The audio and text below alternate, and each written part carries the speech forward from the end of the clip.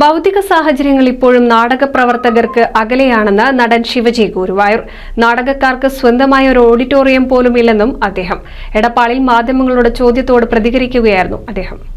ഞാൻ നാടകക്കാരനാണ്, അതുകൊണ്ട് എനിക്ക് നാടകക്കാരന്റെ വിഷമം അറിയാം.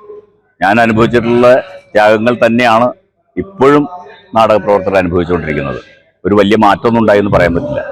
സാമ്പത്തികമായിട്ട് ചെറിയ വർധനവ് ഉണ്ടായിട്ടുണ്ടെങ്കിലും ഭൗതിക സാഹചര്യങ്ങളൊക്കെ പഴയതുപോലെ തന്നെ നിലനിൽക്കുകയാണ്.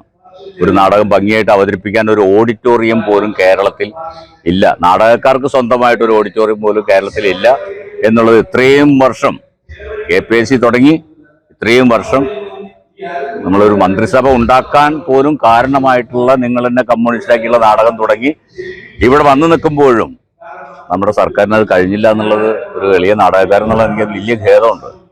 നാടകക്കാരന് സ്വന്തമായിട്ട് ഒരു ഓഡിറ്റോറിയം കേരളത്തിൽ, അത് നമ്മുടെ വലിയൊരു ഡ്രീമാണ്. 1000 വിവാഹങ്ങൾക്ക് ഒരേ ഒരു ബ്യൂട്ടി സിൽക്സ്, എടപ്പാൾ, ചാവക്കാട്, തൃപ്രയാർ, പുത്തനത്താണി, പെരിന്തൽമണ്ണ.